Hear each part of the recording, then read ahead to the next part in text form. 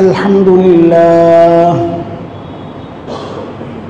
لله نحمده ونستعينه ونستغفره ونؤمن به ونتوكل عليه ونعوذ بالله من شرور أنفسنا ومن سيئات أعمالنا من يهده الله فلا مضل له ومن يضلله فلا هادي له وأشهد أن لا إله إلا الله وحده لا شريك له وأشهد أن سيدنا وسندنا وحبيبنا ومولانا محمدا عبده ورسوله اللهم صل على محمد وعلى آل محمد كما صليت على إبراهيم وعلى آل إبراهيم إنك حميد مجيد اللهم بارك على محمد وعلى آل محمد كما باركت على إبراهيم وعلى آل إبراهيم إنك حميد مجيد أما بعد فأعوذ بالله من الشيطان الرجيم بسم الله الرحمن الرحيم يا أيها الإنسان ما غرك بربك الكريم الذي خلقك فسواك فعدلك في أي صورة ما شاء ركبك آمنت بالله صدق الله العلي العظيم محترم حاضرين আশুরার আলোচনার আগে আমাদের ধারাবাহিক কিছু আলোচনা চলছিল আপনাদের মনে থাকার কথা শেষ যে আলোচনা আমাদের শেষ করে আশুরায় চলে গিয়েছিলাম মুহররমের আলোচনায় সেগুলো ছিল গুনার ইহলৌকিক যে কুপ্রভাব ওই আলোচনাগুলোর মূল যে বিষয়টা ছিল সেটা হচ্ছে আমরা শুধু বলি গুনাহ ছাড়ার কথা আপনাদেরকে তো গুনাহ কেমনে ছাড়বো গুনাহ ছাড়ার রাস্তা সহজ রাস্তা কি করলে গুনাহ থেকে আমি বাঁচতে পারবো সহজে তো আমাদের আকাবির আসলাফরা আমাদের সামনে কিছু নমুনা রেখেছেন কিছু পরামর্শ দিয়েছেন যে এই কাজগুলো করলে গুনাহ থেকে বাঁচা গুনাহ ছাড়া সহজ হয়ে যাবে এর মধ্যে একটা আলোচনা আমাদের হয়েছে 2 বা 3 জুমা ব্যাপী সেটা হচ্ছে গুনার ইহলৌকিক যে কুপ্রভাবগুলো আছে এগুলোর দিকে একটু দেখা যে গুনার কারণে আমি এই ক্ষতির মুখোমুখি হয়েছি ইজ্জত চলে গেছে আমাকে মানুষ সমীহ করত যে রূহ যে ব্যাখ্যা দিয়েছে আপনাদেরকে মানুষ আমাকে সমীহ করে না চেহারা থেকে নূর চলে যায় দেখলে মায়া হয় না ঘৃণা হয় আতঙ্ক লাগে ভয় দিল শক্ত হয়ে যায় নিজের উপর হতাশ হয়, অপ্রাপ্তির আফসোস থাকে, পরিবারের সাথে সম্পর্ক দূরত্ব তৈরি হয়, আল্লাহর সাথে দূরত্ব তৈরি হয়, রিজিকের সমস্যায় পড়ে, পেরেশানি আর পেরেশানি, এই সব কিছু 17টা বিষয় আলোচনা করেছিলাম। এই সবগুলো বিষয় হচ্ছে গুনার ইহলৌকিক কুপ্রভাব। তো গুনাহ ছাড়তে হলে 1 নম্বর কাজ হচ্ছে এটা, যে আমার এই ইহলৌকিক যে কুপ্রভাবগুলো আছে এগুলোকে নিয়ে একটু চিন্তা করা, যে গুনাহ করলে আমি এই ক্ষতিগুলোর মুখোমুখি হব নিশ্চিত। একটা বিষয়। দ্বিতীয় বিষয়, গুনাহ ছাড়ার জন্যে আল্লাহর সাথে একটু লাজ রাখা। লাজ কিসের লাজ? লাজ হচ্ছে যে আল্লাহ তাআলা না চাইতেই আমাকে কত কত নিয়ামত দিয়েছেন, ওই আল্লাহর নাফরমানি কেমনে করি? দুনিয়ায় আমার উপর কেউ দয়া করলে আমি তার সামনে থাক দূরের কথা, তার পেছনেও নাফরমানি করি না, তার বিরুদ্ধাচরণ করি না, যেহেতু তার নুন খাইছি তার গুণ গাই। দুনিয়ার সিস্টেম, দুনিয়ার সিস্টেম হচ্ছে যার নুন খাই তার গুণ গাই। অন্তত সামনে হইল, পেছনে খুব কম মানুষ আছে যার নুন খায় তার গুণ গায় না, কম। বেঈমান যারা, নিমক হারাম তাদেরকে বলে। অথচ আল্লাহ তাআলার এত এত নিয়ামত আল্লাহ চাওয়া ছাড়া আমাদেরকে দিয়েছেন, অথচ আল্লাহ তাআলার সামনে বসে তার নাফরমানি করতেছি, পেছনের দূরের কথা। আরে পেছনে নাফরমানি করতো তাও তো বলা যাইত। কত বড় বেঈমান যে আল্লাহ তাআলার সামনেই নাফরমানি করতেছে।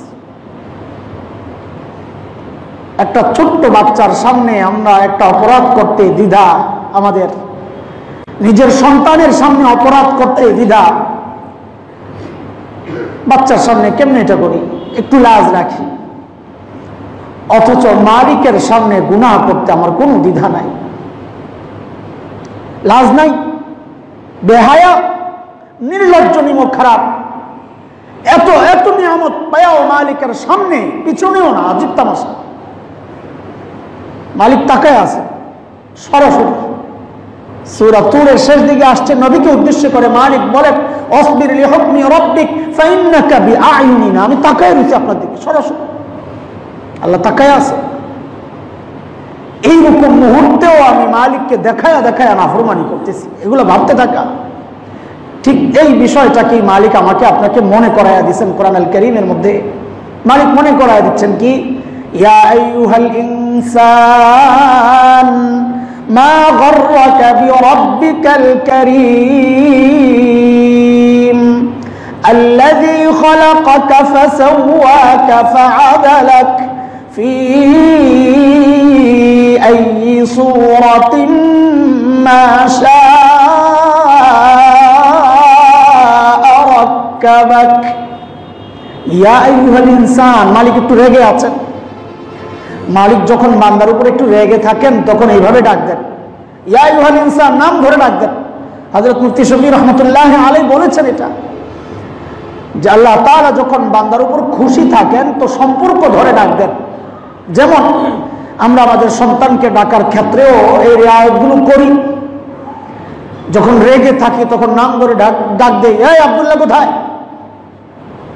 আর যখন সন্তানের উপর খুশি থাকি তখন আর নাম ধরে ডাক দিই না, ডাক দিই আব্বু, আব্বু কই, সম্পর্ক ধরে ডাক দিই। তো আল্লাহর সাথে আমাদের সম্পর্কটা হচ্ছে ঈমানের সম্পর্ক। আল্লাহ যখন একটু রেগে থাকেন তখন ডাক দেন, ইয়া আইয়ুহাল ইনসান, হে মানুষ। আর যখন একটু মায়া করে ডাক দেন তো ঈমানের সম্পর্ক ধরে ডাক দিয়ে বলেন, ইয়া আইয়ুহাল্লাযীনা আমানু, ও ঈমানদাররা কই তোমরা? এখানে আল্লাহ রেগে আছেন, বোঝা যাচ্ছে। ইয়া আইয়ুহাল ইনসান বলে ডাক দিয়েছেন। ইয়া আইয়ুহাল ইনসান মা গররাকা বিরাব্বিকাল কারীম, কি পেয়ে তুমি তোমার মালিককে ভুলে গেলা? কে তোমাকে ধোকায় ফেললো? ওই করিম রবকে তুমি কেন ভুলে গেলা? আল্লাহ তাআলা দাতা, করিম দাতা। কোন দাতা? করিম আর মান্নান, আল্লাহ তাআলার গুণবাচক যে নাম আগে আলোচনায় গেছে, যে আল্লাহর নামগুলো নিয়ে ভাবা, আল্লাহর সাথে সম্পর্ক জুড়তে হইলে আল্লাহর নামগুলো নিয়ে ভাবা। তো আল্লাহ মান্নান, আল্লাহ করিম, মান্নান হচ্ছে যিনি চাইলে দেন, করিম হচ্ছে যিনি না চাইলেও দেন। আল্লাহ তাআলা চাইলেও দেন, না চাইলেও দেন। তো আল্লাহ তাআলা বলতেছেন আমি তো করিম, কত নিয়ামত তোমাকে আমি দিছি, তুমি চাও নাই আমার কাছে। এই চোখ তো তুমি চাও নাই, এই নাক তো তুমি চাও নাই, এই কান তো তুমি চাও নাই, হাত পা তুমি চাও নাই। আহা, এত এত নিয়ামত দিয়েছি, আমি তো করিম। দেখো না তুমি, আল্লাযী খালাকাকা ফাসাওয়াকা ফাআদালাক ফি আইয়ি সূরাতিন মা শাআ রাক্কাবাক। নিজের চেহারাটার দিকে তাকাও, কত সুন্দর করে তোমাকে বানাইছেন আল্লাহ তাআলা। দেখো কেমনে ভুলে গেলা। মুফাসসিরিন কিরাম বলেন, বান্দাকে যখনই বান্দা গুনার দিকে পা বাড়ায়, আল্লাহ পেছন থেকে এই কথাগুলো বলে বান্দাকে ডাকতে থাকে, ডাকতে থাকে, কই যাও তুমি, কেমন নাফরমানি করতেছো আমার। হ্যাঁ, আমার নিয়ামতগুলো একটু দেখো। মুহতারাম হাজরিন, গুনাহ করার সময় এই কথাগুলো চিন্তা করলে ইনশাআল্লাহ গুনাহ থেকে বাঁচার রাস্তা সহজ হয়ে যাবে। যে কার পাও দিয়ে আমি গুনার দিকে আগাইতেছি, এই পাও কার, কে দিয়েছেন আমাকে, কার চোখ দিয়ে আমি হারাম জায়গায় তাকাইতেছি, এই চোখ কার, যিনি দিয়েছেন তিনি যদি এই মুহূর্তে ছিনে আনেন কি করব আমি? না চাইতেই তো দিয়েছেন, আবার চাইলেই তো নিয়ে যাইতে পারেন। এটা তো আমার পাওনা না, এই চোখটা আমি আল্লাহর কাছে পাইতাম না, না চাইতে আল্লাহ দয়া করছেন আমার উপর। কার কান দিয়া গান শোনো? হ্যাঁ ভাই, আরে কার কান দিয়া গান শোনো? কার কান দিয়ে? মা গর্রাকা বিরাব্বিকাল কারীম। কার জবান দিয়ে তুমি মিথ্যা বলো? হ্যাঁ, কার জবান এটা? কার হাত দিয়ে তুমি গুনার কাজ করো? কার হাত দিয়া, কার পাও দিয়ে গুনার দিকে আগায়া যাও? নিজেকে জিজ্ঞেস করো ভাই। হ্যাঁ, আল্লাহ তাআলা জিজ্ঞেস করতেছেন, মা গর্রাকা বিরাব্বিকাল কারীম, মা গর্রাকা বিরাব্বিকাল কারীম, মা গর্রাকা বিরাব্বিকাল কারীম। ওই করিম রবের ব্যাপারে তোমার কে ধোকায় ফেললো? যার কথা শুই না গুনাহ করতেছ, সে তোমাকে দিল কি? যার গান দেখতেছ, ওই চোখ তো সে দেয় নাই, তো আমি দিছি। যার গান শুনতেছ, ওই কান তো সে দেয় নাই, আমি আল্লাহ দিছি। মা গর্রাকা বিরাব্বিকাল কারীম, চাও নাই তুমি, তাও দিছি। তো ওই আল্লাহকে তুমি ভুলে গেলা, ওই আল্লাহর ব্যাপারে ধোকায় পড়ে গেলা। এগুলো নিয়ে ভাবতে থাকা, ভাবতে থাকা, তাইলে গুনাহ থেকে বাঁচা সহজ হয়ে যাবে, সহজ হয়ে যাবে। গুনার দিকে পা বাড়িয়ে চিন্তা করবো, এই মুহূর্তে আমাকে আল্লাহ ডাকতেছেন পিছন থেকে, কেমনে পা বাড়াবো, কেমনে পা বাড়াবো? এই মুহূর্তে আমার আল্লাহ ডাকতেছেন। আরে আমাদের কত কপাল, আমি গুনাহ করতে গেলে আমার মালিক আমাকে ডাক দেন, আমি নেক করলে আমার নবী আমার জন্য অপেক্ষা করতেছেন। আল্লাহু আকবার, আমার নবী আমার জন্য অপেক্ষা করতেছেন। আরে এর চেয়ে সৌভাগ্য আর কার হইতে পারে দুনিয়ার মধ্যে? এর চেয়ে সৌভাগ্যবান মানুষ আর কে, যার জন্য মুহাম্মদুর রাসূলুল্লাহ অপেক্ষা করতেছে? তাড়াতাড়ি আসো, তোমাদেরকে নিয়ে জান্নাতে যাব একসাথে। এমন সৌভাগ্যবান মানুষ দুনিয়ায় আর কে আছে যাদের জন্য মুহাম্মদুর রাসূলুল্লাহ অপেক্ষা করতেছে? এই নিয়ামত কেন হারাইতেছি ভাই? এই নিয়ামত তো আমি চাই নাই, আল্লাহর কাছে চাইছিলাম যে আল্লাহ আমারে তুমি মুসলমান বানাও, চাইছিলাম। হ্যাঁ, কিছু ভাই আছেন যারা নতুন মুসলমান হয়েছেন, আমাদের এখানে আছেন আলহামদুলিল্লাহ, তারা আল্লাহর কাছে হেদায়েত চাইছেন, তো আল্লাহ হেদায়েতের ইসলামের নিয়ামত তাদেরকে দিচ্ছেন। আমি আর আপনি তো আল্লাহর কাছে এই নিয়ামত চায়া নেই নাই। মুসলমান মা বাবার ঘরে জন্ম নিয়েই মুসলমান হয়ে গেছি, না চাইতেই তো আল্লাহ এই নিয়ামত দিচ্ছেন। এই নিয়ামতের কদর না করলে তো আল্লাহ তার ডাক দিতেছেন আমারে, মা গর্রাকা বিরাব্বিকাল কারীম। ইসলামের নিয়ামত দিলাম, এত বড় নিয়ামত যে তোর জন্য মুহাম্মদুর রাসূলুল্লাহ আমার বন্ধু অপেক্ষা করতেছে, তোরে নিয়ে জান্নাতে যাবে। ওই নিয়ামত তুই কেমনে হারাইতেছিস? মা গর্রাকা বিরাব্বিকাল কারীম। ভাই চিন্তা তো করি, চিন্তা তো করি, এই নিয়ামতগুলো তো চাইনি আল্লাহর কাছে, এই নিয়ামত গুলো তো একটাও চাই নাই। বলেন কোন নিয়ামতটা চায়া নিছি আল্লাহর কাছে? চোখ চায়া নিছি না কান চায়া নিছি? জিহ্বা চায়া নিছি না হাত চায়া নিছি? পাও চায়া নিছি না কি চায়া নিছি আল্লাহর কাছে? বলেন কোনটা চায়া নিছি? না ইমানের দৌলত, ইসলামের দৌলত আল্লাহর কাছ থেকে চায়া নিছি? কোনটাই তো চায়া নেই নাই। না চাইতে দিয়েছেন, কারণ তিনি তো করিম রব আমার, যিনি না চাইলেও দেন। ওই রবকে ভুলে যেতেছি, ওই রবকে ভুলে যেতেছি, গুনাহ করতেছি, ওই রবকে ভুলেই তো। ও ভাই আমার, যুবক ভাই, ও বুড়া বাবারা, আর কত আর কত, একটু মালিকের দিকে ফেরত আসি না, আর কত গুনাহ ছাড়ি। এইভাবে চিন্তা করলে ইনশাআল্লাহ গুনাহ ছাড়া সহজ হয়ে যাবে। ইনশাআল্লাহ ইনশাআল্লাহ চিন্তা করবো না, ইনশাআল্লাহ আল্লাহ সহজ করে দেন, আল্লাহ কবুল করেন। দিলের মধ্যে যেন আল্লাহ ঢুকায়া দেন যে আমি মালিকের কত নিয়ামত ভোগ করতেছি, কত নিয়ামত ভোগ করতেছি। এক, আমাদের হিসাবে দুই, আগে একটা আলোচনা হয়েছে ইহলৌকিক যে কুপ্রভাব, এটা এক নাম্বার। এগুলোর অনেকগুলো শাখা আছে। দুই নাম্বার হচ্ছে মালিকের একটু লেহাজ করা, একটু লাজ করা। যারা এত নিয়ামত ভোগ করি তার নাফরমানি কেমনে করি। তিন, মালিককে একটু ভয় তো করা দরকার, মালিককে একটু ভয় তো করা দরকার। মালিকের তো ঘোষণা আছে, আমার নারাজ করলে আমি বদলা নিয়ে আনি। ফালাম্মা আসাফুনা ইনতাকামনা মিনহুম ফাআগরাকনাহুম আজমাঈন, সূরা যুখরুফ আয়াত 55 নম্বর আয়াত। ফালাম্মা আসাফুনা ইনতাকামনা মিনহুম, তারা যখন আমাকে নিরাশ করলো, আমাকে নারাজ করলো, ইনতাকামনা মিনহুম, আমি সাথে সাথে বদলা নিয়ে আনিছি, সাথে সাথে বদলা নিয়ে আনিছি। আল্লাহর বদলাটা কেমন? ইন্না বাতশা রাব্বিকা লাশাদীদ। আয় খোদা, ইন্না বাতশা রাব্বিকা লাশাদীদ, ইন্না বাতশা রাব্বিকা লাশাদীদ। আল্লাহ বলেন নবী, আপনার রবের ধরা কিন্তু বড় কঠিন ধরা,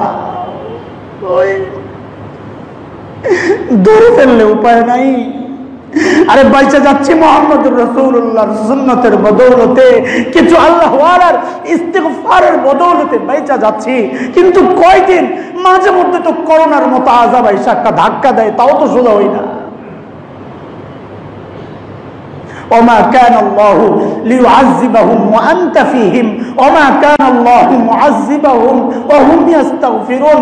নবী, আপনি যতদিন আছেন আপনার উম্মতরে আমি আযাব দিয়ে শেষ করব না, যতদিন উম্মত ইস্তিগফার করবে আমি আযাব দিয়ে শেষ করব না। নবী তো নাই, কিন্তু নবীর কিছু ওয়ারিসের মধ্যে নবীর সুন্নাত জিন্দা আছে, ওই জন্য আল্লাহ ছেড়ে দিচ্ছেন। নবীর কিছু ওয়ারিসের মধ্যে ইস্তিগফার তওবার আমল জিন্দা আছে, ওই জন্য আল্লাহ ছেড়ে দিচ্ছেন। কিন্তু কয়দিন মাঝে মধ্যে তো ধাক্কা খাই। আল্লাহ তো ধাক্কা দেন হচ্ছে একটু সোজা হওয়ার জন্য। যাহারাল ফাসাদু ফিল বাররি ওয়াল বাহর বিমা কাসাবাত আইদিন নাস লিউযিকাহুম বা'দাল্লাযী আমিলু লাআল্লাহুম ইয়ারজিউন। আল্লাহ মাঝে মধ্যে ধাক্কা দেন কেন? লাআল্লাহুম ইয়ারজিউন, যেন জায়গায় ফেরত আসো। গুনাহ তো তোমার জায়গা না। মাঝে মধ্যে ধাক্কা দেন। আশ্চর্য, ধাক্কা খায়াও তো সোজা হই না, ধাক্কা খায়াও তো সোজা হই না। মানুষ করোনাকে যতটা ভয় করলো, হায় এর 100 ভাগের 1 ভাগও যদি মালিককে ভয় করতো তো মানুষ গুনাহ করতে পারতো না। করোনার ভয়ে মাস্ক লাগাইলাম, অথচ জাহান্নামের আযাবের ভয়ে হিজাব পড়তে পারলাম না। করোনার ভয়ে আপোষের মুআমালা ছেড়ে দিলাম, একসাথে বসা ছেড়ে দিলাম, অথচ গুনার ভয়ে খারাপ বন্ধুকে ছাড়তে পারলাম না। আজীব অবস্থা না? সব বন্ধ হইল, সব বন্ধ হইল। করোনার ভয়ে সিনেমা হল বন্ধ, করোনার ভয়ে গানের প্রোগ্রাম বন্ধ, করোনার ভয়ে স্টেডিয়াম বিরান হয়ে গেছে, খেলাধুলা বন্ধ, সব বন্ধ। অথচ মালিকের ভয়ে, আযাবের ভয়ে আমি গুনাহ ছাড়তে পারি না। অথচ মালিক এর জন্য কত বড় দামি আমল রাখছেন, কত দামি জাযা আর বিনিময় রাখছেন। ও আম্মা মান খাফা মাকাম রাব্বিহি ওয়া নাহান নাফসা আনিল হাওয়া ফাইন্নাল জান্নাতা হিয়াল মাওয়া। আল্লাহর সামনে দাঁড়াইতে হবে, এই ভয়ে যে গুনাহ ছেড়ে দেয় আল্লাহ বলেন তার ঠিকানা তো কেবল জান্নাত। আয় মালিক। ইমাম শাফিঈ রাহমাতুল্লাহি আলাইহির ঘটনা আপনাদেরকে শুনিয়েছিলাম আগে, আবার মনে করিয়ে দেই। সময়ের বাদশা আমির, বিবির সাথে বড় গন্ডগোল। বিবিটা খুব রূঢ় আচরণ করে, তার সাথে কঠোর ঝগড়াটে। তো বাদশা খুব সহ্য করে, খুব ভালোবাসে বিবিকে, এই জন্য খুব সহ্য করে। সহ্য করতে করতে মাত্রাও বাড়ে, বেশি সহ্য করলে মাত্রা বেড়ে যায়। অধীনস্থদের সাথে খুব বেশি নরম আচরণ করলে, শাসন না করলে, তখন তাদের মাত্রা বেড়ে যায়। আল্লাহ তাআলা রহমান রহিম, সূরা ফাতিহার মধ্যে আল্লাহ এটা শিখাইয়া দিয়েছেন, আমি রহমান আমি রহিম, কিন্তু এতে আবার আশকারা পাওয়া যায় না যে রহমান আর রহিম যেহেতু আমাকে তো মাফ করবেনি, সাথে সাথে আল্লাহ বলতেছেন মালিকি ইয়াউমিদ্দিন, আমি কিন্তু আবার ধর্মও কিন্তু আমি শাসনও করব। এই জন্য যে কোনো মুরব্বী, এর আগে আল্লাহ বলেছেন আমি মুরব্বী আলহামদুলিল্লাহি রাব্বিল আলামিন, আমি আলমের রব, দুনো জাহানের রব, গোটা জাহানের রব, আমি মুরব্বী। তো দুনিয়ার ছোটখাটো মুরব্বী যারা আছে, বাবা তার সন্তানের মুরব্বী, স্বামী স্ত্রীর মুরব্বী, নবী বলেছেন আলা কুল্লুকুম রা ওয়া কুল্লুকুম মাসউলুন আন রাইয়াতিহি, প্রত্যেকের অধীনস্থ সম্পর্কে জিজ্ঞেস করা হবে, স্বামীকে তার স্ত্রী সম্পর্কে, বাবাকে তার সন্তান সম্পর্কে আল্লাহ জিজ্ঞেস করবেন। আপনি মুরব্বী, মুরব্বীর কাজ কি? আল্লাহ বলেন আর রহমানির রহিম, আমি মুরব্বী, আমার মধ্যে মায়াও আছে, আবার মালিকি ইয়াউমিদ্দিন, আবার শাসনও আছে। দুইটার সমন্বয় না হইলে অধীনস্থরা, বেশি শাসন হইলে আদর না থাকলে বিগড়ে যায়, খালি আদর আছে শাসন নাই, বাইরে যায়, আশকারা পাওয়া যায়। তো বিবিকে শাসন করে না, শুধু মায়া করে বাচ্চা। বাড়তে বাড়তে বাড়তে বাড়তে একদিন এমন এমন অবস্থা, একবার বিবি বলে ফেলছে রাগ করে, দূর জাহান্নামী। এইটা বাচ্চার খুব লাগছে, এতদিন সহ্য করলাম, এখন তুমি আমারে জাহান্নামী বানায়া দিলে, আমাকে জাহান্নামী বললা। আমি যদি জাহান্নামী হই, তুমি যদি জান্নাতি হও, তো আমাদের তো আখিরাতে আর সাক্ষাৎ হবে না। আমি জান্নাতি হইলে না তোমার সাথে সাক্ষাৎ, তো আখিরাতে যেহেতু সাক্ষাৎ হবে না, তো দুনিয়ায় আর একসাথে থাইকা লাভ কি? আমি যদি জাহান্নামী হই, তুমি 3 তালাক,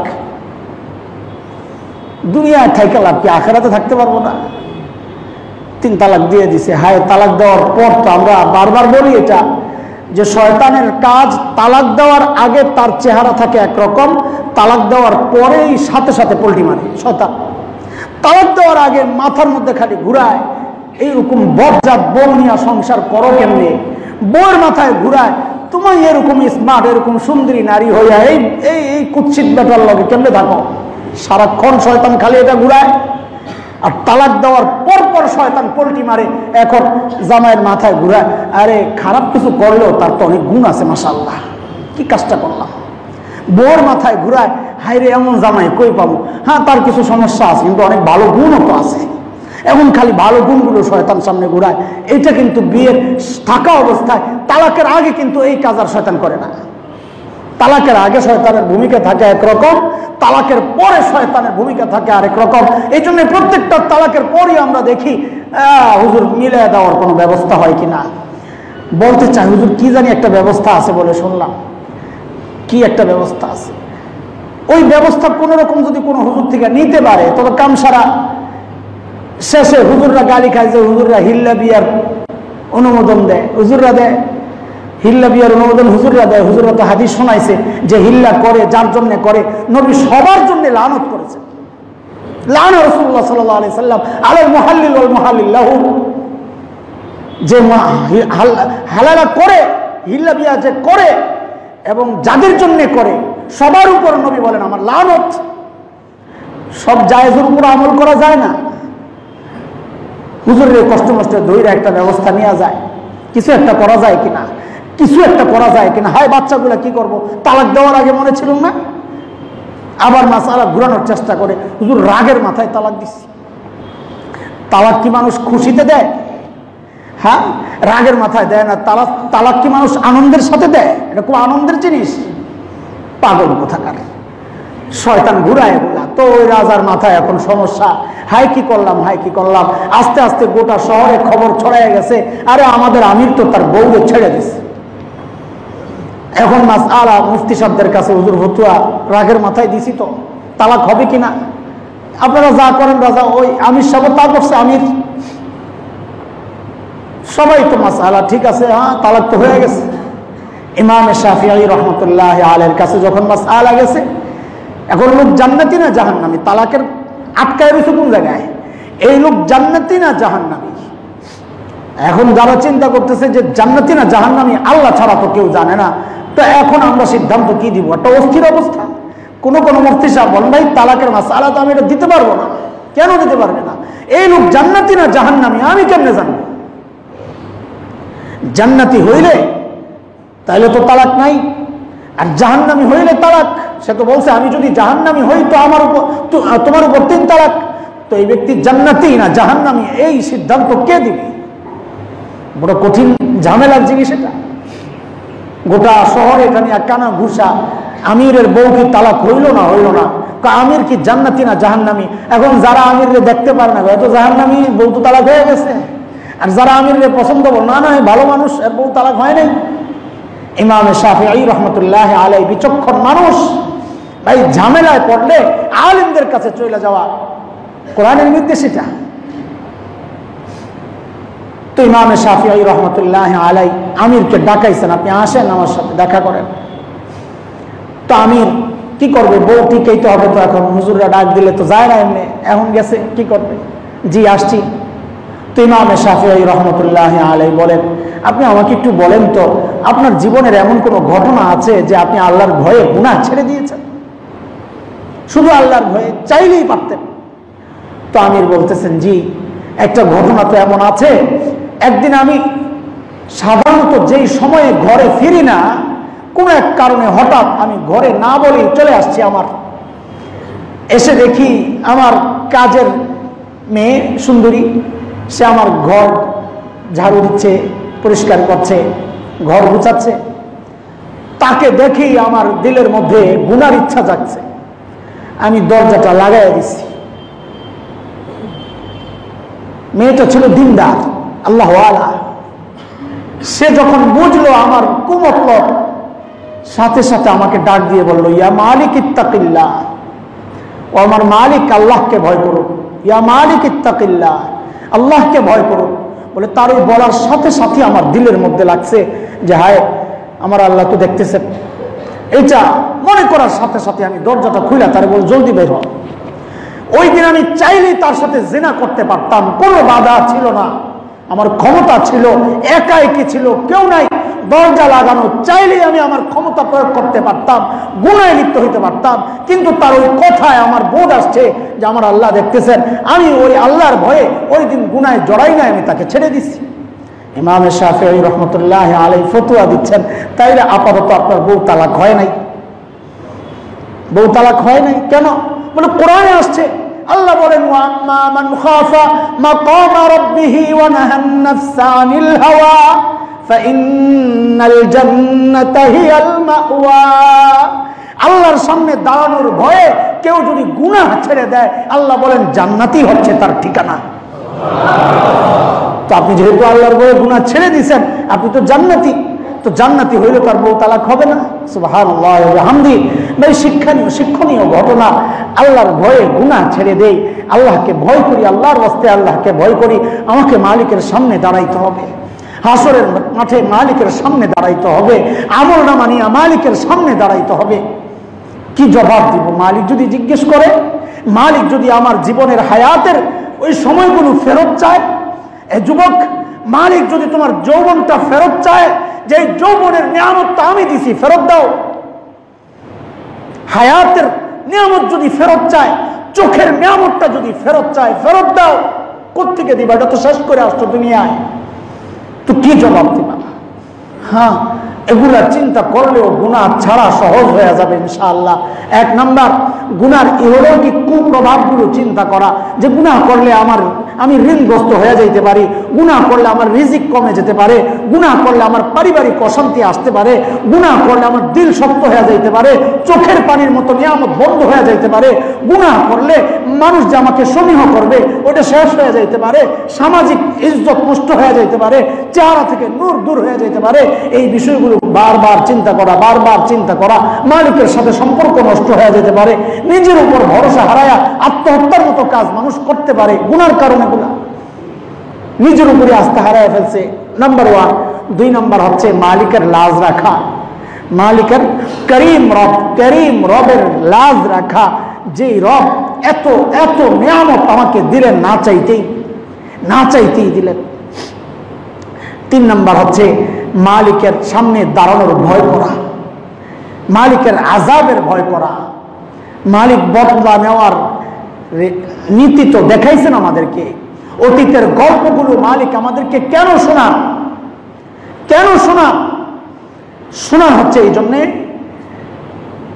যে অতীতে মানুষ দিন না মানার কারণে তাদেরকে আমি আযাব দিয়েছিলাম, এখনো আমি চাইলে আযাব দিতে পারি, এই জন্যই তো শোনা।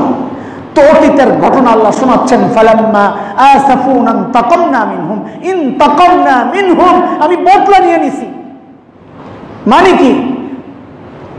যদি এই সিস্টেম না থাকতো আর তো আল্লাহ এই কথা কোরআনে উল্লেখ করতেন না, যা গেছে গেছে।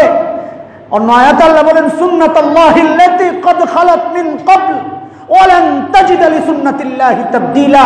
অতীতের সিস্টেম যা ছিল, সিস্টেম তো চেঞ্জ হয় নাই, আল্লাহর সিস্টেম চেঞ্জ হয় না। এটা তোমাদের ক্ষেত্রেও প্রয়োগ আমি করতে পারি, চাইলেই করতে পারি। মাঝে মধ্যে একটু ধাক্কা দিয়ে দেখান, দেখো চাইলেই করতে পারি। কি করবা? পারমাণবিক অস্ত্র দিয়ে কি করবা?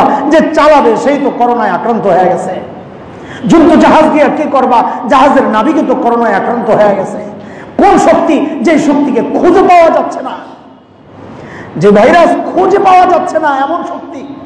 তো তোমার এই শক্তি আমার শক্তির সামনে কি? দেখো, আমি তো আমার শক্তি দেখাই নাই, সামান্য সামান্য এটা কত একটা কণার টুকরা টুকরা করতে করতে আমরা বলি অনু পরমাণু জুজুল লাযী লা ইয়াতাজাজ্জা, যাকে আর টুকরা করা যায় না, এত ছোট্ট কণা পরমাণু।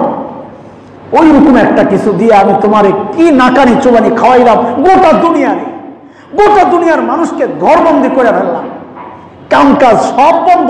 কি একটা অবস্থা, চিন্তা করেন। আল্লাহকে ভয় করুন ভাই, আল্লাহর আযাব বড় ভয়ঙ্কর, আল্লাহ ধরলে ছাড়বেন না, আল্লাহ ছাড় দেন। আমাদের মুফতি মুশতাকুন নবী হাফিজাহুল্লাহ ভাই এই কথা খুব বলেন, এ ভাই আল্লাহ ছাড় দেন কিন্তু ছেড়ে দেন না। মাশাআল্লাহ, ওর দাবি কথা, আল্লাহ ছাড় দেন, ছেড়ে দেন না। ফামাহিলিল কাফিরিনা আমহিলহুম রুয়াইদা, একটু ছাড় দেন। আমিও ছাড় দিয়ে রাখছি, ঢিল দিয়ে রাখছি, যেন একবারে টান দেওয়া যায় বর্ষির মতো।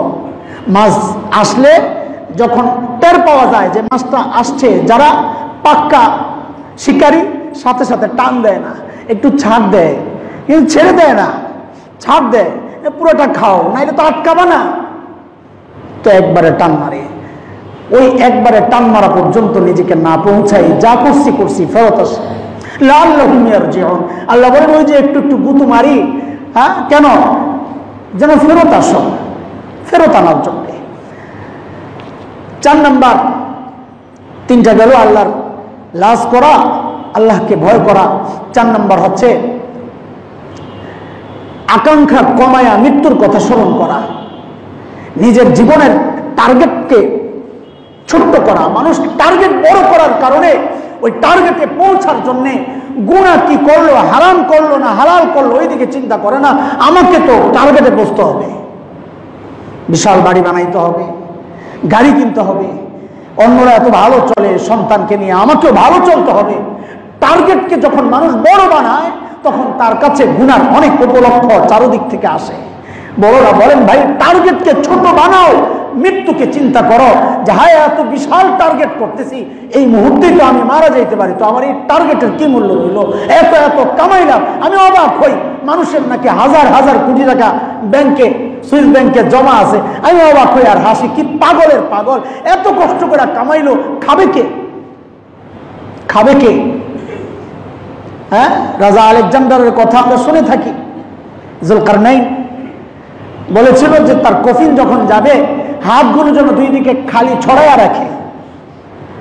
জীবন সায়ান্নে যখন মৃত্যু অবস্থায় তো ওসিয়ত করে গেছেন আমার কফিনের বাহিরে যেন আমার হাতগুলো থাকে। তো কাছের মানুষরা জিজ্ঞেস করে এটা কেন, হাত কেন বাহিরে থাকবে? বলে দুনিয়ার মানুষ দেখো এত বড় সম্রাট কবরে যাচ্ছে 2 হাতে একটা পয়সাও নাই, কার জন্য কামাই করতেছে? কার জন্যে? আমার মৃত্যুর সাথে সাথে আমার সমস্ত সম্পদের মালিক আরেকজন হয়ে যায়। এই জন্যে যাকাতের পয়সা দিয়ে কাফনের কাপড় জায়েজ নাই, যাকাতের পয়সায় কাফন দাফন এগুলো জায়েজ নাই। কেন? যাকাত ব্যক্তিকে মালিক বানাইতে হয়। এই জন্য আমরা বলি, এটা জিনিসটা শুনতে আপনারা কি মনে করেন? কিছু বললে তো বলে হুজুরকে হিংসা লাগে, নিজেরা করে না। আঞ্জুমানে মফিদুল ইসলামের মতো যারা লাশ দাফনের কাজে জড়িত, এদেরকে যাকাত দেওয়া যাবে না? আদায় হবে না। কেন? যাকাতের জন্য শর্ত হচ্ছে ব্যক্তিকে মালিক বানাইতে হয়, প্রতিষ্ঠানকেও না। বলে মাদ্রাসায় দেয় যে প্রতিষ্ঠান, মাদ্রাসার বিল্ডিং এর কাজে আপনার যাকাত ব্যবহার করে না, মাদ্রাসার শিক্ষকদের বেতনের কাজে আপনার যাকাত ব্যবহার করে না, ওটা ওই ব্যক্তি ছাত্রদের জন্য ব্যবহার হয়। ব্যক্তিকেই ব্যবহার করা, ব্যক্তির জন্য। এই জন্য মসজিদে যাকাত দেওয়া জায়েজ নাই, কারণ মসজিদ কোনো ব্যক্তির বিষয় না। মসজিদের নির্মাণ কাজে অন্যান্য খরচে জায়েজ নাই। হ্যাঁ, কোনো ব্যক্তিকে যদি আপনি ব্যক্তিগতভাবে দেন যাকাত, যদি সে উপযুক্ত হয় তাইলে জায়েজ। প্রতিষ্ঠানকে যাকাত দেওয়া যায় না। মৃত ব্যক্তির দাফনের জন্য যাকাত দেওয়া যাবে না। কেন? কারণ যেই ব্যক্তিকে আপনি মালিক বানাবেন সে তো নিজের সম্পদের মালিকানা ছাইরেই কবরে গেছে, মালিক বানাবেন কেমনে? তো সম্পদ যেটা সারা জিন্দেগির মেহনত আর কষ্ট, মৃত্যুর সাথে সাথে সে আর আপনার নাই। নবী আলাইহিস সালাম বলেছেন, এটা 3 ভাইয়ের ঘটনা বলেছেন নবী আলাইহিস সালাম। মাল, আপনজন, নেক আমল, 3 ভাই। বলে এক ভাই তো মৃত্যুর সাথে সাথে তোমার সঙ্গ ত্যাগ করেছে, আরেক ভাই আপনজন কবর পর্যন্ত যায়া সঙ্গ ত্যাগ করেছে। তুমি চিৎকার চেঁচামেচি করেছ, ও ভাই আমাকে রেখে কোথায় যাচ্ছ? তাদের জুতার আওয়াজগুলো তুমি পাচ্ছ, তারা যে ফেরত যাচ্ছে, কিন্তু তোমার আওয়াজে কেউ সাড়া দিচ্ছে না। ছোট ভাইটা যাকে সারা জিন্দেগি তুমি অবহেলা করেছ, ওই নেক আমলটাই তোমার কাছে যে ভাই আমি কিন্তু আছি, সারা জিন্দেগি তুমি আমাকে অবহেলা করেছ, আজকে তোমাকে আমি একা ছাড়ছি না, আমি আছি, তোমার সাথে আছি। কোরআনে কারীমের সূরা রাদের এই এক আয়াতের অর্থ মুফাসসিররা এটাও করেছেন, লাহু মুআক্কিবাতুম মিন বাইনি ইয়াদাইহি ওয়া মিন খালফিহি ইয়াহফাজুনাহু মিন আমরিল্লাহ। ওই নেক আমলগুলো চারদিক থেকে তাকে ঘেরাও করে রাখবে, আযাব আসতে দিলে বাধা দিবে যে ভাই এদিক দিয়া না। কোরআনের যে আয়াত মুখস্থ বাধা দিবে না, যাকাতগুলো বাধা দিবে, নামাজ বাধা দিবে, কালিমা বাধা দিবে যে না, সে দুনিয়ায় আমাকে লেহাজ করছে, আজকে তার জিম্মাদারি আমার, তুমি এই দিক দিয়ে আইসো না, অন্য দিক দিয়ে চেষ্টা করো। লাহু মুআক্কিবাতুম মিন বাইনি ইয়াদাইহি ওয়া মিন খালফিহি ইয়াহফাজুনাহু মিন আমরিল্লাহ। এর অনেক অর্থ আছে, এটাও একটা অর্থ। কবরে যায় নেক আমল তাকে বাঁচাবে, এটাও একটা অর্থ। আরেকটা অর্থ আমরা আগে শুনিয়েছি আপনাদেরকে, মানুষ যখন গুনাহ করে আল্লাহ তাআলা ওই বান্দা থেকে নিজের নিরাপত্তা উঠায় নেন। নেক আমল করলে আল্লাহ ফেরেশতা দিয়ে তাকে হেফাজতের ব্যবস্থা করেন, এটাও একটা অর্থ। লাহু মুআক্কিবাতুম মিন বাইনি ইয়াদাইহি ওয়া মিন খালফিহি ইয়াহফাজুনাহু মিন আমরিল্লাহ। ফেরেশতারা চারদিক থেকে তাকে ঘেরাও করে, নিরাপত্তা বেষ্টনী তৈরি করে নেককারদের জন্য। ও ভাই আমার, এই জন্য জীবনকে ছোট্ট করেন, জীবনের টার্গেট ছোট্ট টার্গেট। যার টার্গেট যত ছোট্ট তার হিসাবের ব্যবস্থাও তত সহজ। হিসাব যত বেশি, সম্পদ যত বেশি, হিসাব দিতেও হবে তত বেশি। হিসাব দিতে দিতে জান শেষ, গরিবরা ধনীদের শত শত বছর আগে জান্নাতে চলে যাবে। হিসাব কম, এই জন্যে হিসাব কম। আপনার মাল বেশি, হিসাব বেশি। হ্যাঁ, আর দুনিয়ায় তো দেখেন না, যার পয়সা নাই তার পিছনে দুদক নাই, ইনকাম ট্যাক্স ওয়ালারা নাই, পয়সা নাই, তাকে জিজ্ঞেসও করে না পয়সা আছে কিনা, কারণ সে কোন ক্ষুধার কথার কষ্টের কথা বলে, উল্টা না দুদকের কর্মকর্তার নিজের পয়সা দেওয়া লাগে, তাকে তো কেউ জিজ্ঞেসও করে না ভয়ে। আর ধনী মানুষের ঘুম নেই এই ভয়ে কখন আসে। পয়সা হালাল করার জন্য লস প্রতিষ্ঠান, লাভজনক না প্রতিষ্ঠান খুলে বসে থাকে বড় লোকেরা, শুনি আমরা। কেন? হোয়াইট মানি এগুলা। অথচ লস প্রতিষ্ঠান হাজার হাজার কোটি টাকা লস করছে, কিন্তু এটা দেখাইতেছে আমার লাভজনক প্রতিষ্ঠান। কেন? অবৈধ কামাইছে, ওরা দেখান লাগবে না? হালাল করতেছে। কত পেরেশানি, এত এত পেরেশানি কেন? কার জন্যে? কত বছর তুমি বাঁচবা? আরে ভাই, কাপড়ের যদি ছোট্ট একটা পকেটও থাকতো তাও না হয় কিছু নিয়ে যাইতা। কাপড়ের তো পকেট নাই, তো কই নেবা এগুলা? বরং মাসআলা কি? মাসআলা হচ্ছে তোমার শেষ নিঃশ্বাসের সাথে সাথে তোমার সমস্ত মালিকানা অটোমেটিক ট্রান্সফার হয়ে গেছে। অটোমেটিক। দুনিয়ায় সম্পদ ট্রান্সফার করতে হলে নিজের নামে নামজারি করাইতে হয়। হ্যাঁ, নিজে সন্তান, এটার পরিচয় দিতে হয়, উনি আমার বাবা ছিলেন, সার্টিফিকেট লাগে। মাসআলার দিক থেকে এগুলা লাগে না, সন্তান বাস ট্রান্সফার হয়ে গেছে অটোমেটিক, এবং ভাগ হয়ে গেছে অটোমেটিক। আল্লাহ ভাগ করে রাখছেন, মেয়ে কতটুকু পাবে, ছেলে কতটুকু পাবে, ভাগ ভাগ করে নিয়ে নিল সবাই। আমার সম্পদ ভাগজাত করে সবাই নিয়ে নিল। হায় খোদা, কাদের জন্য এত কষ্ট? ও ভাই আমার, এই জন্য টার্গেটকে ছোট করি, মৃত্যুকে স্মরণ করি, তাও মানুষ গুনাহ থেকে বাঁচা তার জন্য সহজ হয়ে যাবে। টার্গেট ছোট করি, মৃত্যুকে স্মরণ করি, বেশি বেশি মৃত্যুকে স্মরণ করি। নবী আলাইহিস সালাম বলেছেন, আকসিরু যিকরা হাযিমিল লাযযাত আল মাউত, যে জিনিস তোমার আনন্দ, তোমার সুখ, সব কিছু সুখীর জীবন, আনন্দের জীবন, যে জিনিস শেষ করে দিবে ওটাকে বেশি বেশি স্মরণ করো, অর্থাৎ মৃত্যুকে বেশি বেশি স্মরণ করো। কবর জিয়ারতের মাকসাদ কি? কবর জিয়ারতের মাকসাদ কি? আপনি ঘরে বসে আপনার মার জন্য রব্বির হামহুমা কামা রব্বায়ানি সাগীরা পড়লে কবরে যাবে না? ঘরে বসে সূরা ফাতিহা পড়লে কবরে যাবে না? না যাবে না? কবরের কাছে যায় বলতে হবে। বলে তো কবরের পাশে কেন যান? কবরের পাশে যাওয়ার মাকসাদ কবর ওয়ালা না, নিজে নিজে। এই জন্য যায় কি বলেন? কি বলেন? আসসালামু আলাইকা ইয়া আহলাল কুবুর ইয়াগফিরুল্লাহু লানা ওয়া লাকুম আনতুম সাবিকুন নাহনু লাহিকুনা ইনশাআল্লাহ। আপনি আগে গেছেন, আমাদের টিকিট 2 দিন পরে আসতেছি। আমাদের উপলব্ধি নাই, অর্থ জানি না, এই জন্য মুখস্থ বইলে আসি, বলাও তো জানি না। কত কিছু করি, ফুল দেই, আগরবাতি জ্বালাই, যেগুলোর কোনো মূল্য নাই, গুনার কাজ, ওগুলো করি, দোয়া করি না, আসলেই ছেড়ে দিই। তো কবর জিয়ারতের মাকসাদ হচ্ছে মৃত্যুর কথা, কবরের কথা দিলের মধ্যে বসানোর জন্য, যে হায় এই মানুষটা তো কদিন আগে আমার পাশে ছিল, আমার মতো দুনিয়ায় মাটির উপরে তার বিচরণ ছিল, আজকে সে মাটির নিচে, আমিও একদিন চলে যাব। মৃত্যু সংবাদ আসলে কি পড়ি আমরা? ইন্না লিল্লাহি ওয়া ইন্না ইলাইহি রাজিউন। মানে কি? সব তো আমরা আল্লাহ, তুমি আগে গেছো, আমি আসতেছি। ওয়া ইন্না ইলাইহি রাজিউন, সবাই আমাদের ফেরত যেতে হবে। ইয়া আইয়াতুহান নাফসুল মুতমাইন্না ইরজিই, আল্লাহ তো ডাকতেছেন সার্বক্ষণিক, চলে আসো, দুনিয়ায় থাকার জায়গা না। ইরজিই ইলা রাব্বিকি রাদিয়াতাম মারদিয়া, আসো ফাদখুলি ফি ইবাদি ওয়াদখুলি জান্নাতি, আমার স্পেশাল বান্দাদের দলভুক্ত হয়ে জান্নাতে ঢুকে যাও। মালিক তো ডাকতেছেন।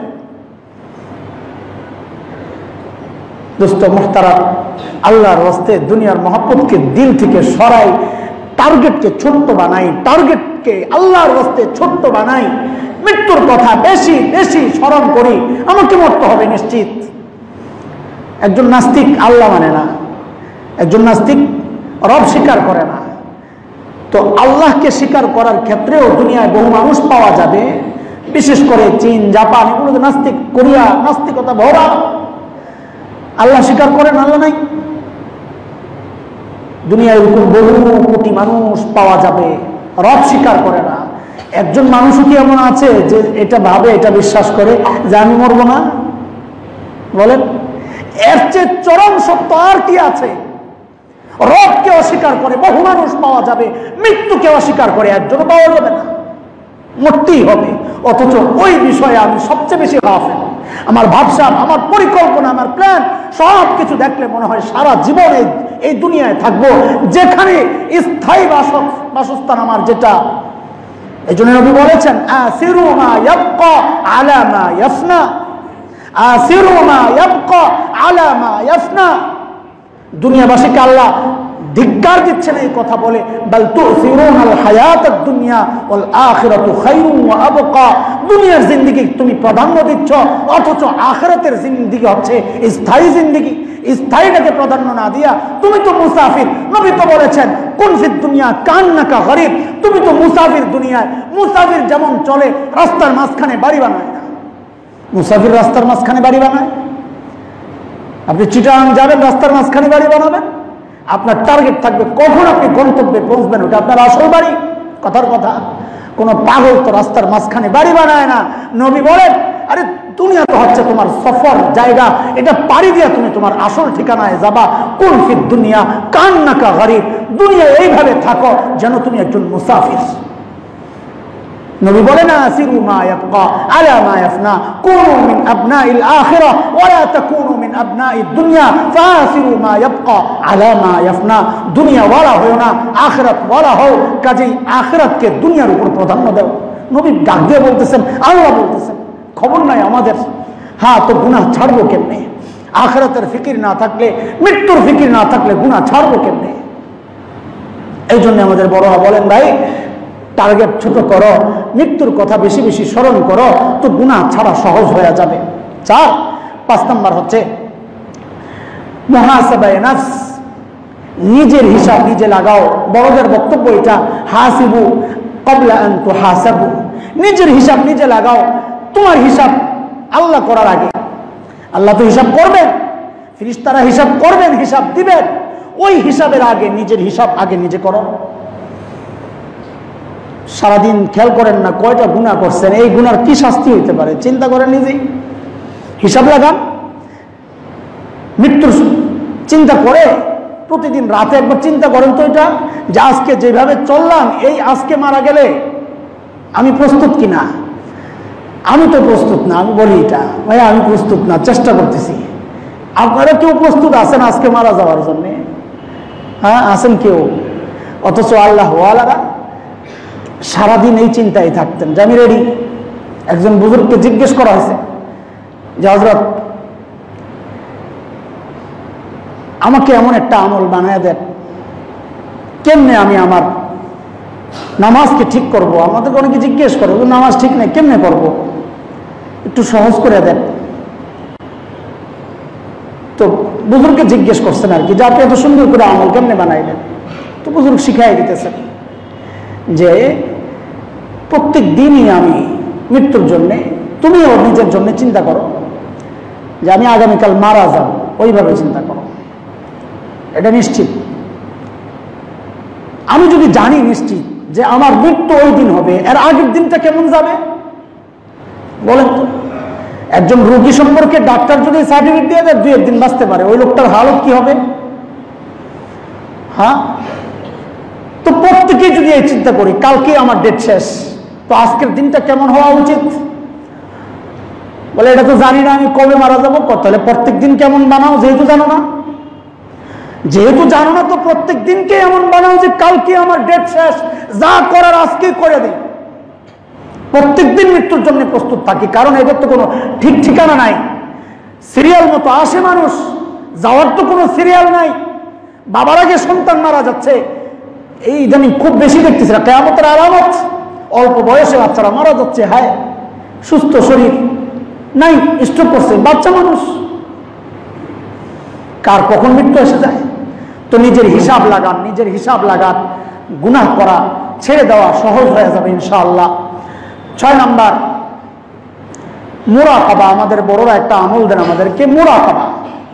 মুরাকাবা হচ্ছে রাতে ঘুমের আগে এটা করলে আপনাদের জন্য সহজ হবে। আগেও আমি আপনাদেরকে বহুবার বুঝিয়েছি, এটা মুরাকাবার আমল করা। 2-3 মিনিট হোক, নিবিড়ে চুপচাপ ঘরের এক কোনায় বসে চোখ বন্ধ চিন্তা করা মুরাকাবা। মুরাকাবা কিসের মুরাকাবা হবে? নেক আমলের মুরাকাবা হবে, গুনার মুরাকাবা হবে, মৃত্যুর মুরাকাবা হবে। 3টা মুরাকাবা, ফায়দা বেশি, উপকার বেশি। এক হচ্ছে নেক আমলের মুরাকাবা, চুপচাপ ধ্যান করেন আপনারা, কোয়ান্টাম মেথডে যায় ধ্যান করেন। ঈমান বিধ্বংসী কার্যকলাপ হয়, আকীদা নষ্ট করার কার্যকলাপ হয়, অথচ আমাদের বড়রা সে কবে থেকে বলতেছেন মুরাকাবা করার জন্য। কিসের মুরাকাবা? তারা একরকম মুরাকাবা করে আপনার ঈমান শেষ করার চক্রান্ত করতেছে, আর আমাদের আহলুল্লাহরা যে মুরাকাবার কথা বলছেন ওগুলোর কথা চিন্তা নাই। আরে মুরাকাবা করো তো করো, নিজের গুনার মুরাকাবা করো, নেক আমলের মুরাকাবা করো। সারাদিন কি কি নেক আমল করতে পারছো করে আল্লাহর শুকরিয়া আদায় করো, আলহামদুলিল্লাহ আল্লাহ তৌফিক দিয়েছেন আমাকে। হ্যাঁ, মানুষ যখন নেক আমলের উপর শুকরিয়া আদায় করে তো আল্লাহর ওয়াদা লাইন শাকারতুম লাযিদান্নাকুম, নেক আমল করতে পারা এটাও একটা আল্লাহর নিয়ামত। যখন শুকরিয়া আদায় করবে, আলহামদুলিল্লাহ বলবে, তো আল্লাহ তাআলা ওই রকম নেক আমল তাকে আরো বেশি বেশি করার তৌফিক দিবেন। আল্লাহর ওয়াদা ওয়ালা লাযিদান্নাকুম, আমি আরো বাড়ায় দেব নিয়ামত, মানে কি আরো বেশি বেশি তৌফিক দিব। বাস শেষ। এইবার গুনার মুরাকাবা করেন, সারাদিন কি কি গুনাহ করছেন দুনিয়ার কেউ জানে না, আপনি জানেন? কেউ জানে না। হ্যাঁ, কিছু গুনাহ আছে আমিও জানি না। এই জন্য নবী আলাইহিস সালাম দোয়া শিখাইছেন আল্লাহর কাছে, দোয়া করো, রব্বিগফির ওয়ারহাম ওয়াফু ওয়া তাকাররাম ওয়া তাজাওয়াজ আম্মা তাআলাম ইন্নাকা তাআলাম ওয়া লা না'লাম। আল্লাহ ওই গুনাহরও মাফ চাই যা আপনি জানেন আমি জানি না, ওইটাও মাফ করে দেন। কত গুনাহ আছে জানিও না, এই জন্য নবী দোয়া শিখাইছেন, ইন্নাকা তা'লামু ওয়া লা না'লাম ইন্নাকা আনতাল্লাহুল আ'আজ্জুল আকরাম। আল্লাহ যা আমি জানি তাও মাফ করেন, যা জানি না তাও মাফ করেন। তো সমস্ত গুনাহগুলা হিসাব করে আল্লাহর কাছে সারাদিন লাগছে গুনাহ করতে, মুছতে বেশি সময় লাগে না। দিল থেকে আল্লাহকে ডাক দেন, রব্বানা ভুল করছি, রব্বানা। হাদিসের কথা, বান্দা যখন ডাক দেয় রব্বানা, ও আমার রব, আল্লাহ তাআলা ফেরেশতাদেরকে জিজ্ঞেস করেন, আয়া আলামু আব্দি আন্না লাহু রব, আরে আমার বান্দার এতটুকু খবর আছে তার একজন রব আছে, এটা জানে বান্দা। আল্লাহু আকবার। ডাক দেন না, আল্লাহকে ডাক দেন চুপে চুপে, সমস্ত গুনাহগুলা দিনের মাফ করে তারপরে শুইতে যান। 3 নাম্বার মুরাকাবা করেন, মৃত্যুর মুরাকাবা। যে আপনি শুয়ে আছেন, মৃত্যুর যন্ত্রণা শুরু হয়ে গেছে, জীবন সায়ান্নে আপনি অবনীত, মালাকুল মউত চলে আসছে, আহারে আপনজন চারপাশ থেকে কান্নাকাটি করতেছে, সন্তান কান্নাকাটি করতেছে, বিবি কান্নাকাটি করতেছে, কি এক করুণ অবস্থা। পা থেকে মৃত্যুর হাল শুরু হয়ে গেছে, একটু একটু করে নিস্তেজ হয়ে যাচ্ছে, আস্তে আস্তে উপরের দিকে আসতেছে। হায় মালিক, আমার জান শেষ, আমাকে ধোয়ানো হচ্ছে, আমি চিৎকার করতেছি, এইভাবে কেন ধোয়াইতেছ? হায় মালিক, আমাকে সাদা কাপড়ে মোড়ানো হয়েছে, কাটিয়ায় করে আমাকে নিয়ে যাচ্ছে, পিছন থেকে চিৎকারের আওয়াজ আসতেছে, ঘরের আড়াল থেকে দরজার চিপা দিয়া বিবি চিৎকার করে করে কাঁদতেছে, বাচ্চাগুলো চিৎকার করে করে কাঁদতেছে। আমাকে কবরে নিয়ে যাওয়া হচ্ছে, আমাকে কবরে রাইখা মাটি চাপা দিয়া সবাই ফেরত আসতেছে, আমি চিৎকার করতেছি, আমাকে একা রাইখা রাইখা কই যাচ্ছ তোমরা? হায় ফেরেশতারা আইসা পড়ছে, আযাব চারদিক থেকে আইসা পড়ছে, সব বিচ্ছুগুলো আইসা আমাকে দংশন করা শুরু করছে। হায় আমার কি উপায় হবে? আল্লাহ,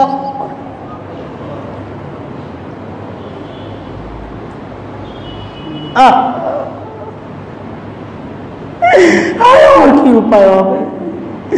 আয় আল্লাহর বান্দারা, একটু 5টা মিনিট এই কামে সময় দেন না, গুনাহ থেকে বাঁচা সহজ হয়ে যাবে। চ্যালেঞ্জ করলাম, ইনশাআল্লাহ ইনশাআল্লাহ গুনাহ থেকে বাঁচা সহজ হয়ে যাবে। ইনশাআল্লাহ আমলগুলো করবো, ইনশাআল্লাহ আল্লাহ সহজ করে দেন। আল্লাহ আমাদের সবাইকে গুনাহ থেকে হেফাজত করেন, গুনাহকে কঠিন করে দেন, গুনার ঘৃণা অন্তরের মধ্যে আল্লাহ জাগায়া দেন। আমিন আমিন। ওয়া আখিরু দাওয়ানা আলহামদুলিল্লাহি রাব্বিল আলামিন।